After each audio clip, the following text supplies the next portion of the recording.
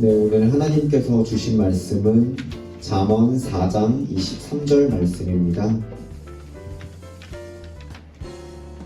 구역성경 915페이지에 있습니다. 네, 다 찾으신 줄 알고 제가 봉독하겠습니다. 모든 지킬 만한 것 중에 더욱 내 마음을 지키라. 생명의 근원이 이에서 남이니라. 아멘. 네, 여러분 또 한 주간 이렇게 또 만나 뵙게 돼서 반갑습니다. 제가 고민을 굉장히 많이 했어요. 이게 그냥 출애굽기를 할까 말까 이제 고민을 많이 하다가 저도 이제 여러분들에게 출애굽기를 이제 강해 설교를 이제 하려고 하거든요. 그러니까 설교에 이제 아시는 분들도 있겠지만 이제 총 두 가지가 있어요. 이제 주제 설교랑 강해 설교가 이렇게 있는데, 우리가 이제 쉽게 말해서 광야 시리즈를 봤잖아요. 그것은 이제 주제 설교고, 그래서 주제에 맞춰 가지고 이제 설교자의 주제에 맞춰서 이제 쭉쭉쭉쭉 이제 되는 게 이제 주제 설교고, 강해 설교는 이제 출애굽 이제 뭐 어느 본문을 정해서 쭉 같이 일단 이제 묵상을 어쨌든 하는 거거든요.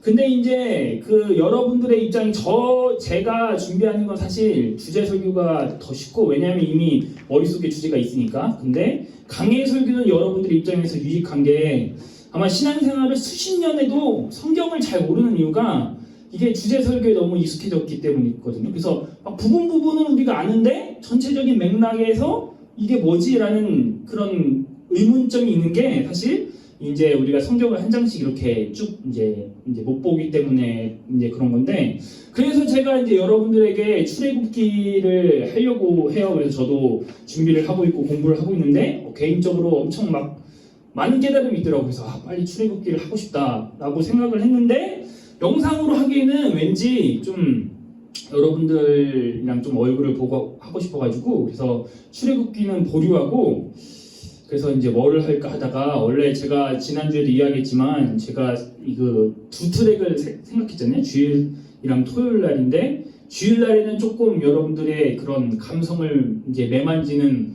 그런 예배라면, 토요일 날에는 여러분들의 좀 지성을 조금 업그레이드 시키는 예배를 해야 되겠다라고 해서, 이제 토요일 날에는 약간 지성을 훈련시키고 주일 날에는 감성을 좀 약간 훈련시키는 약간 그렇게 예배를 생각해야 되겠다라고 생각해서, 그래서 제가 옛날부터 생각했던 이제 조직 신학에 대해서 배워보려고 해요. 그러니까 왜냐하면 제 모토가 뭐냐면 머리는 차갑고 가슴은 뜨겁게가 항상 신앙의 모토여야 돼요, 저희는.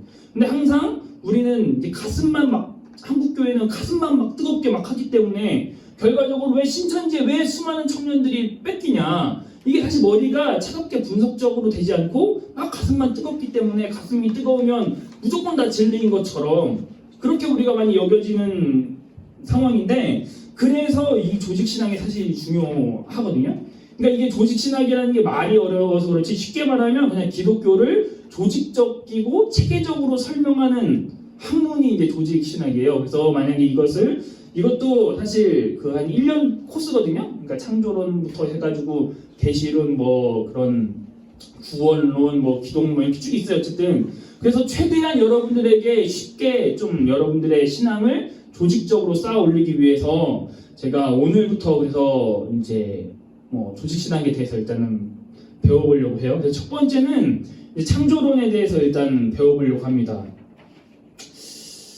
자, 우리가 이제부터 강의 겸 설교를 이제 시작을 하려고 하는데, 제가 PPT를 만들까, 원래 사실 만약에 여기에 영상 예배를 안 드리면은 PPT로 하려고 했는데, 영상 예배를 보시는 분들이 있기 때문에 좀 현장감을 살리기 위해서 PPT 이제 칠판을 써요. 그러니까 여러분들 영상 보는 분들은 여러분들 잘 오늘 기억해 주시기 바랍니다.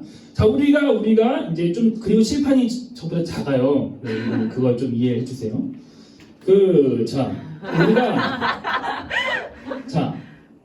창조에 대해서 이제 살펴보려고 했는데, 우리가 창조론에 대해서 살펴볼 때 항상 따라다니는 게 무엇일까요? 진화. 그렇죠? 진화에 대해서 우리가 항상 이게 그렇나요? 이 진화에 대해서 우리가 창조를 항상 이야기하면 항상 따라다니는 짝꿍이 이제 진화를 우리가 많이 이야기해요. 그런데 우리가 많이 착각하는 게 있어요. 믿음의 사람들 많이 착각하는 게 뭐냐면 이 창조의 영역은 믿음의 영역이고 진화의 영역은 과학적이고 합리적인 영역이다라는 프레임에 우리는 항상 갇혀 있어요. 그래서 우리가 어렸을 때부터 쭉 이제 진화에서 배웠기 때문에 이상하게 창조를 여기서 이야기를 하면은 뭔가 내가 맹목적으로 믿는 것 같고 과학적이고 합리적인 사람이 아닌 것 같다라는 그러한 프레임 속에 갇혀서 우리는 지금까지 그렇게 살았다라는 이야기예요. 그래서 제가 이것에 대해서 일단은 다음 주부터 한 3주간 창조론에 대해서 배울 건데 일단 이 창조와 진화의 관계가 이제 하나는 과학적이고 비과학적이라는 문제가 아니라 제가 오늘 결론부터 말씀드리면 이 둘의 차이는 믿음의 차이다라는 것을 제가 설명을 해드리려고 하는 거예요. 자, 그러면은 제가 그것에 대해서 설명할 때 첫 번째로 일단 이 진화론에 대해서 일단 설명해 봅시다. 일단 창조는 과학적이잖아요, 그죠? 우리가 뭐 증명을 할 수가 없으니까. 그럼 진화가 과학적인지에 대해서 우리가 오늘 살펴보려고 해요. 자, 첫 번째로 자 보이시나요, 여러분들? 자, 보이죠 이거? 네네. 자, 첫 번째로 어떤 게 과학적이려면 이 뭐 연역법, 균합법 뭐 이런 것도 있지만 일단 어쨌든 간에 이 도식을 따라야 돼요. 첫 번째는 뭐냐면 관찰. 자, 두 번째는 이제 이것에 대한 가설. 그죠? 네. 세 번째는 이 증명. 이렇게 크게 세 단계를 걸쳐요. 그래서 이게 증명이 되었을 때 이것이 과학적으로 입증이 되는 거예요. 자, 우리가 하나의 예를 한번 왜요? 진짜가 있어요. 아, 예. 자, 하나의 예를 한번 우리가 들어봅시다. 예를 들어 A라는 남자 청년이 있습니다. 남자 청년. 이 남자 제가 그림 못 그려요. 저희 남자 청년이고 이 A라는 청년이 군대 갔다가 복학을 했습니다. 네. 그런데 이제 지금 20학번 여자 후배가 딱 있는 거예요. 자, 그런데 이 여자 후배를 이제 이 남자 복학생이 관찰하는데 첫 번째 관찰이 무엇이냐? 이 여자 청년이 자기만 보면 자꾸 바보에 서달래. 선배님 밥 사주세요 하면서 막 이렇게 막 따라다녀요. 그게 첫 번째 관찰. 자, 두 번째 관찰은 무엇이냐? 자꾸 카톡으로 오빠 뭐해요? 이렇게 막 먼저 선톡을 먼저 날려요. 두 번째 관찰입니다. 자, 세 번째 관찰. 자, 밤에 자꾸 전화를 해가지고 자신의 진로와 그런 이성에 대한 상담을 해요. 이 세 번째 관찰이요. 관찰을 우리가 했어요. 자, 그럼 이 남자 청년이 내릴 수 있는 가설은 뭐가 있을까요? 날 좋아한다? 이 사람이 나를 좋아하나? 관심 있나? 라는 게 증명된 거예요? 가설인 거예요? 가설. 가설이죠. 그죠? 자, 그럼 이 가설이 증명되려면 어떻게 해야 될까요? 고백 물어봐야 돼. 그죠? 고백. 이것을 관찰이라고, 이거를 그 실험이라고 합니다. 실험.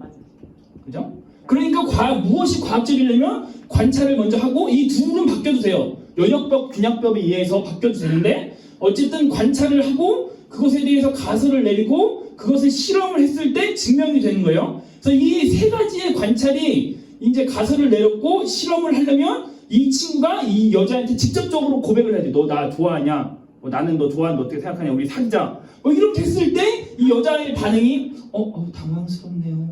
저는 좋은 오빠로만 포도 그러잖아요. 좋은 오빠로만 지내려고 했어요. 그러면은 이제 이 가설은 잘못되고 그죠? 새롭게 이 쟤는 나를 어장관리 하는구나. 이렇게 관찰하던가 그죠? 새롭게 바뀌어야 된다라는 거예요. 그러니까 제가 하고 싶은 건 이야기예요. 이 여자 후배를 계속 관찰해서 예를 들어 100가지 관찰했다고 합시다. 자신을 좋아하는 것 같은 100가지 관찰. 그렇다면 이 100가지 사실 때문에 이게 증명이 된 건가요? 아니요. 아니요. 실험을 해야 됩니다. 실험. 무조건. 이게 과학적이려면 무조건 실험을 해서 증명이 됐을 때 그것이 과학적이다라고 우리는 이야기를 하는 거예요. 자, 이해하시죠? 네. 자, 그러면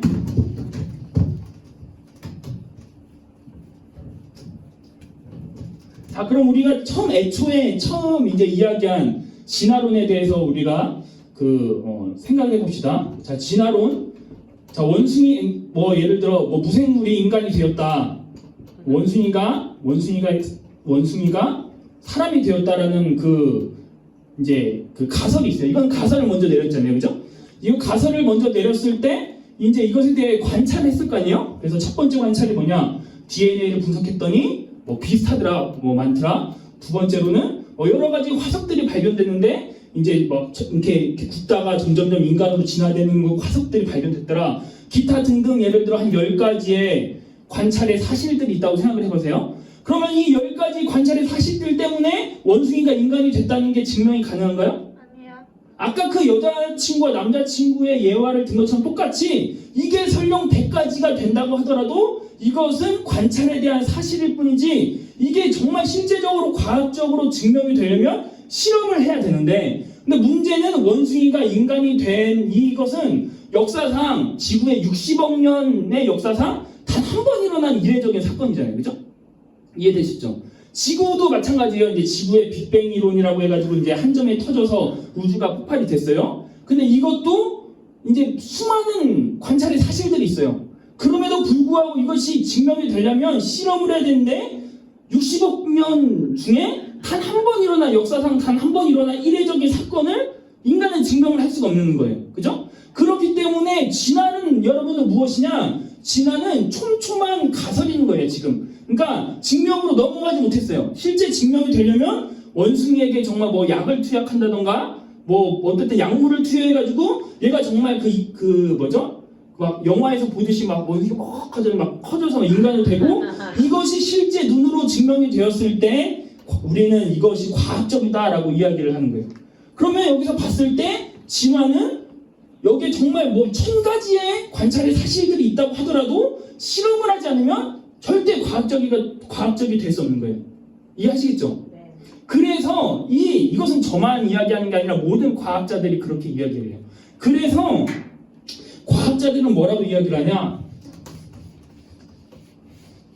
이거 지우는 게 더 어렵네? 그래서 자 보이시죠? 자 그래서 이 뭐냐면 진화를 과학이라고 안 하고 과학 철학이라고 합니다. 과학 철학 분야예요. 이 진화론을 밝히는 게. 자 근데 우리가 여기서 이 용어에 속으면 안 돼요. 자 철학이 여러분은 무엇이냐? 철학은 진리를 탐구하는 학문이 철학이잖아요. 그러니까 이 과학 철학 합치면 무엇이냐? 과학이라는 안경을 통해서 진리를 탐구하는 학문이 과학 철학이에요. 그러니까 이 철학이라는 용어처럼 그럼 실제 이 진리를 잡은 건가요? 안 잡은 건가요? 안 잡았어. 그죠? 과학이라는 안경을 통해서 우리는 진리를 탐구하겠다. 이것이 과학 철학이고 거기에 으뜸이 진화예요. 근데 우리가 진화론이라고 하잖아요. 진화를 안 하고 하나의 이론의 상태에 머물렀다라는 이야기인 것이죠. 자, 그런데 창조도 마찬가지예요. 창조는 무엇이냐? 창조는 종교 철학이라고 합니다.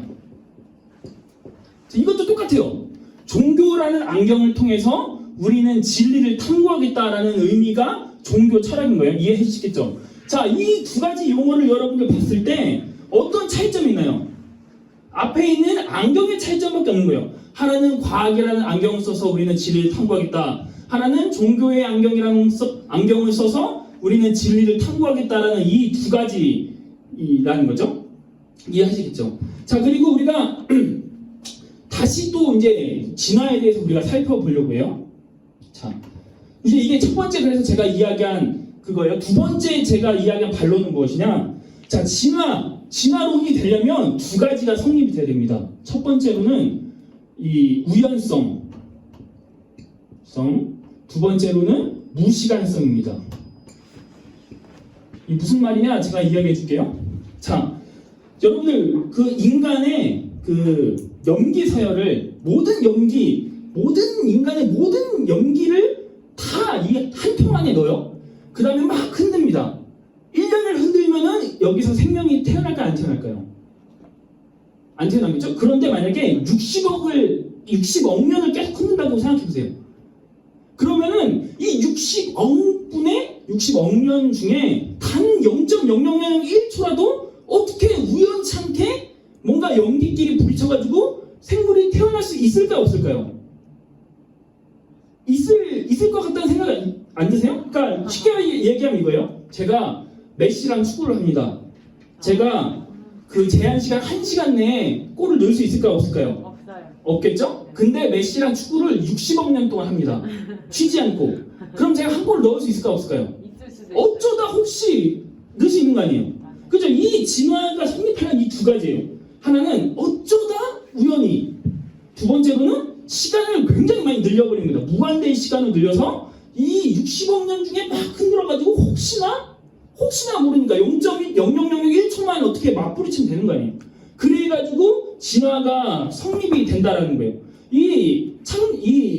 빅뱅 이론도 사실 마찬가지예요. 이제 빅뱅 이론 나려면 이제 히그스 입자라고 있거든요. 그래서 우주 안에 수많은 막 히그스 입자들이 있어요. 근데 이 얘네들이 가만히 있다가 가만히 있어요. 그런데 이 시간 엄청나게 늘려버려가지고 60억 년 중에 혹시나 얘네들 뭐 둘이 하나 갑자기 딱 불이 쳐가지고 우연찮게 팡 터져가지고 우주가 만들어졌지 않았냐라는 게 진화의 입장인 거예요.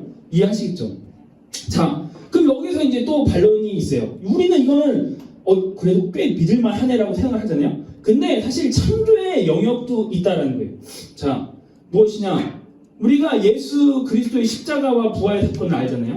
네. 예수 그리스도와 십자가의 부활 사건도 마찬가지로 단 한 번만 일어나면 돼요. 역사상.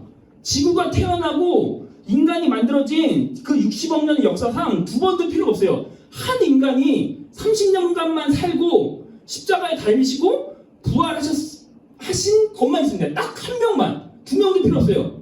그 60억 년에 우주 얼마나 사람이 많았겠어요. 그죠? 수많은 사람 중에 딱 한 명만 30년간 살고 죽은 다음에 부활하면 돼요. 딱 한 번만. 어마어마한 언급의 시간 가운데 딱 30년만 살다가 여러분 제가 이야기한 그 예수 그리스도의 생애와 이 우연성과 무시간성의 차이점이 무엇인가요? 사실 없다라는 이야기인 것이죠. 무슨 소리인지 이해를 하시겠죠? 그렇기 때문에 이 둘의 차이는 창조와 진화의 차이는 사실 이론의 차이가 아니다. 뭐 하나는 비과학적이고 하나는 과학적이다. 이 차이가 아니라 이 둘의 차이는 마음의 차이다라는 이야기인 것이죠. 이해하시겠죠? 다음 시간에도 이야기를 제가 계속 할 겁니다. 이야기를 하겠지만 우리 인간들이 가장 많이 속는 게 무엇이냐면 자기가 하는 일은 합리적이고 자기가 하는 일은 과학적이라고 생각을 하는 겁니다. 대단한 착각이에요. 왜냐하면 우리는 머리가 먼저 움직이지 않아요. 대부분 보면 마음이 먼저 움직이고 머리가 그것을 포장을 합니다. 그게 우리들의 인간의 성향이다라는 이야기인 거죠. 마치 이 남자가 나쁜 남자라는 걸 다 알아요. 주변에서도 다 말려요. 그럼에도 내 마음이 저 남자한테 꽂히면 그냥 저 남자가 괜찮다는 사실을 끊임없이 머리로 합리화를 하는 겁니다. 마음이 기울고 머리가 그것을 뒤따라가면서 이제 어떻게 보면 뒤치다거리를 해주는 거죠. 그러면서 자기 자신은 이제 마치 저 남자가 니네가 몰라서 그래 좋은 사람이야 이렇게 끊임없이 합리화한다라는 게 우리들이 인간의 성향인 거죠. 우리가 잘 아는 용어 중에 이제 내로남불이라는 그러한 용어가 있잖아요. 내로남불이 어떠한 말인가요? 내가 하면 로맨스고 남이 하면 불륜이라는 말이잖아요. 왜 이러한 용어가 생겼나요? 머리는 마음의 경향을 그럴듯하게 감추는 정말 굉장히 탁월한 역할을 하기 때문인 거죠. 다음 시간에도 살펴보겠지만 이제 그 종교를 연구하는 막스 베버라는 사람이 있습니다.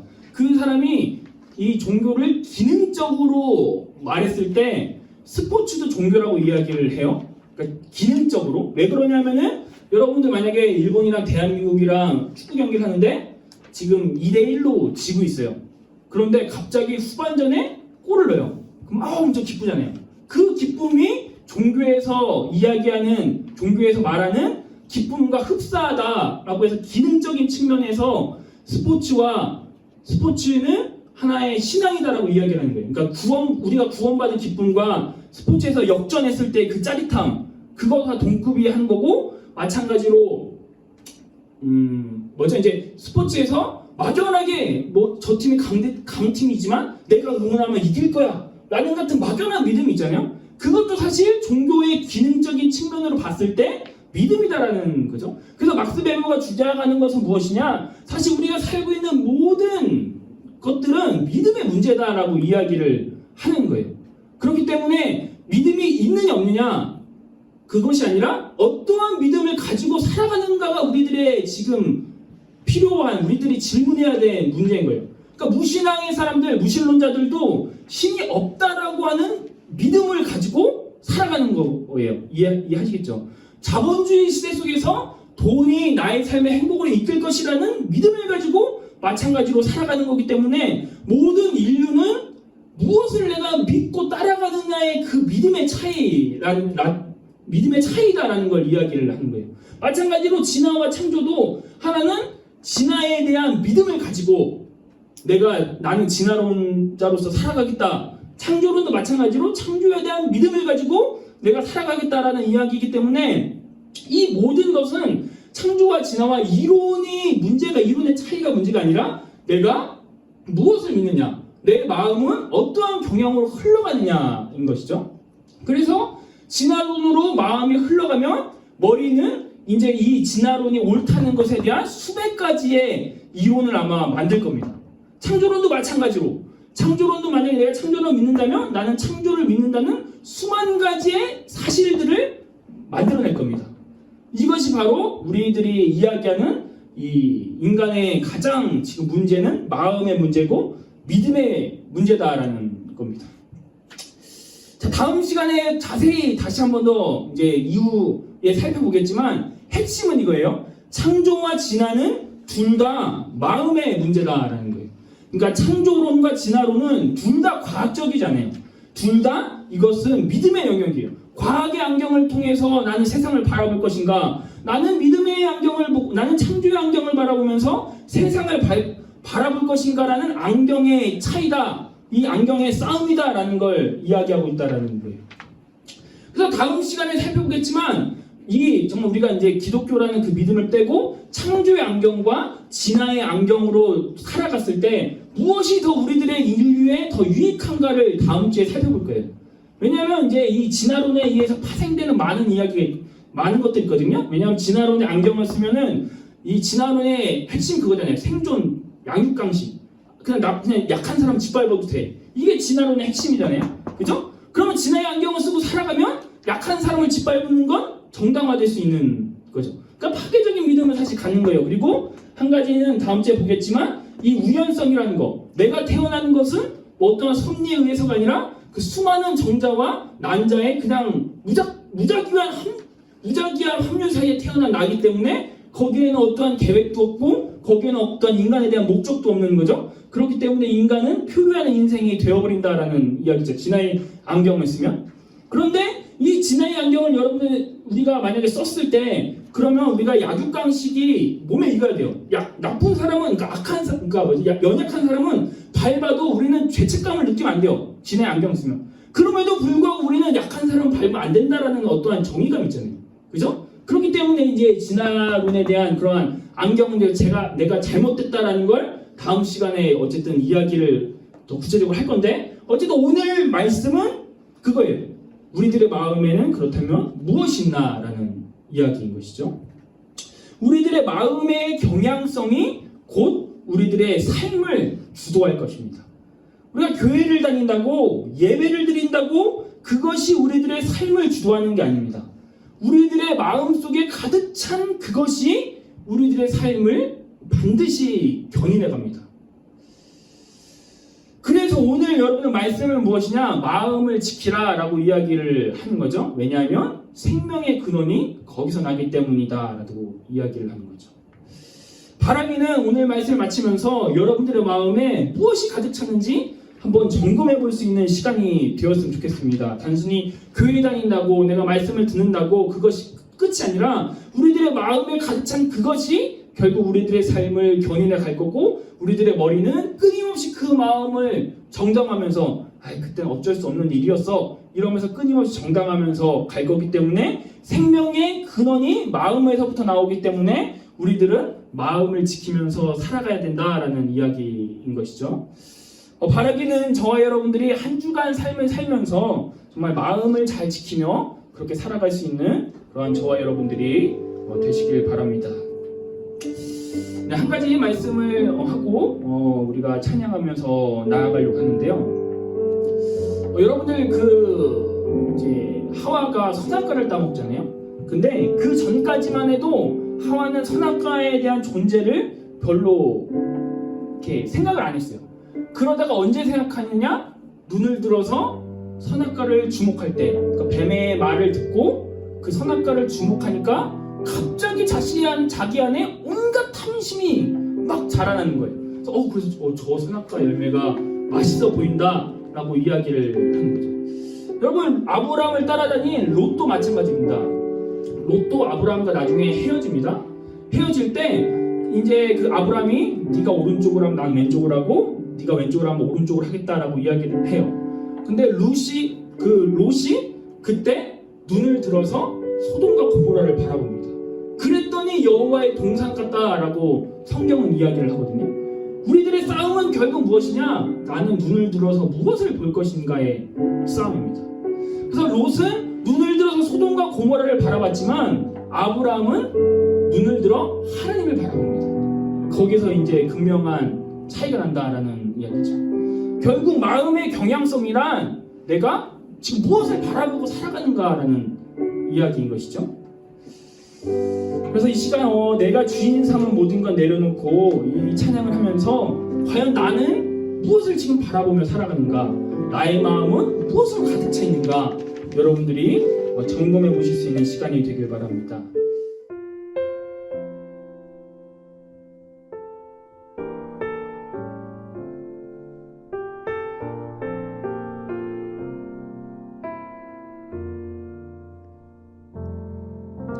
내가 주인 삼은 모든 건 내려놓고 내 주